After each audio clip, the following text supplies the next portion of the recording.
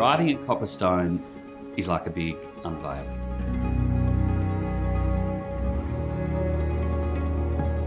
You come down the driveway through this canopy of trees.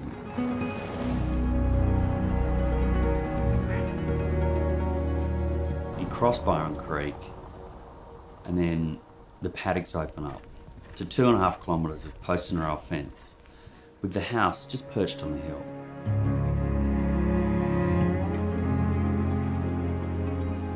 You get out of the car and you walk down the recycled brick entry under the dappled light, and you open the door. You don't know what you're going to see.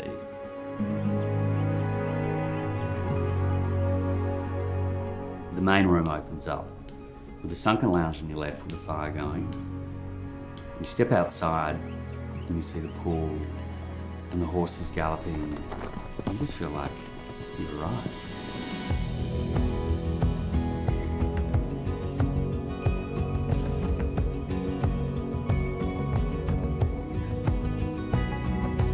So Copperstone came about in 2021. We had a reasonably tight brief on where we wanted to go and what we wanted to do. And a good friend of ours had suggested that we come and have a look at this property. And we drove up to this little old Queenslander and this cute couple who'd been living here for 30-something years. And they showed us around the property, and it was just one of those things after doing this for so long that when you see a property and a piece of land like this, which is so stunning, that we knew that this had to be the next home for us.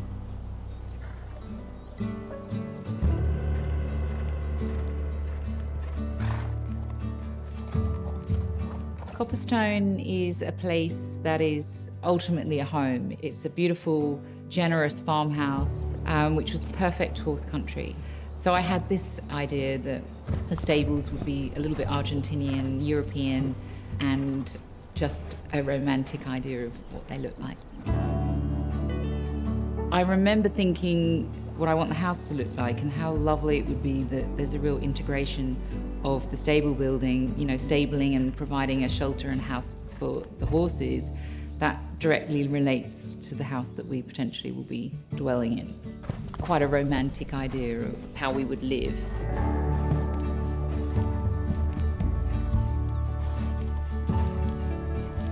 So coming through the entrance of Copperstone, you have the arches, an antique mirror from France, and an old English painting of flowers and 2 little Italian wall sconces. I think it sets the tone for the rest of the house, which is this beautiful blend of modern meeting old.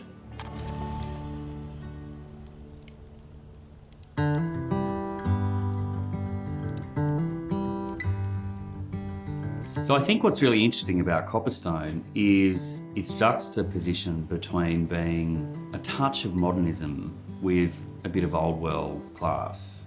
So you'll see in here elements of found items that have got their own story to tell, amongst other areas of the property that are just a little bit more modern. And it's that juxtaposition that I think tells the story and makes you feel comfortable. I call it like it's your favourite pair of jeans that you just never take off. The more you use it, the better it gets. It's got that element of luxe, but it's so relaxed and so comfortable, you never want to leave.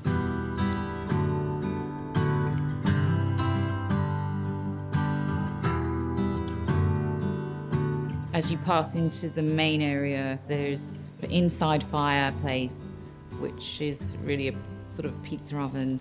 It's a real kind of heart of the kitchen that has a real presence. And then behind that is a really generous sized pantry with lots of beautiful crockery from various local shops and craftsmen. Then moving through, we have a massive dining room table, which is made of Australian hardwood, which sort of plays a part throughout the whole house, from the timber floor or the timber windows. And then you come into this opening where you can see out over the property.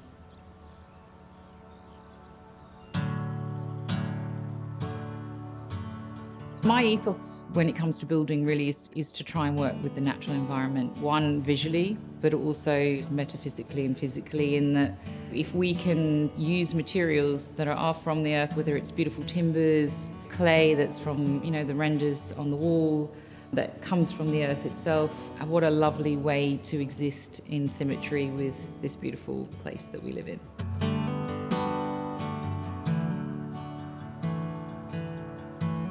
So from the living room, you walk down this romantic corridor into the master. And the master is like its own little oasis with a fireplace and huge ceilings. And then you have a glimpse to the left and you see the ensuite.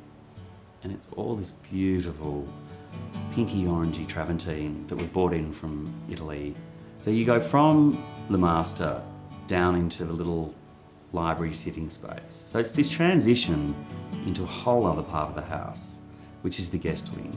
And you go up these 3 or 4 stairs through this arched dome, down this beautiful corridor where there's 4 amazing bedrooms that feels like you've just gone to Europe. They're all ensuited, they've got timber beams, they're all a little different, little quirky. There's little niches and little things to see and spot everywhere you look. And it's your little oasis for your holiday. You step outside and there's the walled garden, another place to go and have a beautiful lunch under the persimmon tree. And then on the way up to the tennis court for that afternoon gin and tonic when the sun sets, and you look back over the property as the horses are running, and you never will leave.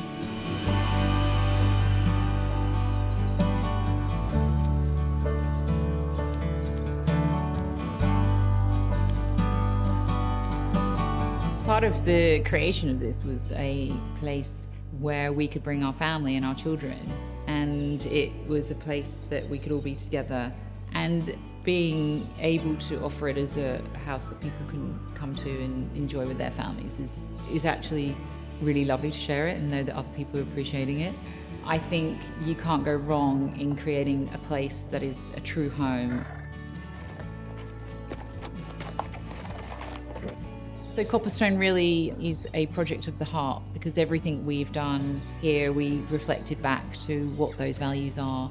And, that is family, that is consideration for the environment, that is choosing elements that are natural and sustainable. And so really all of those elements make it a real project of the heart.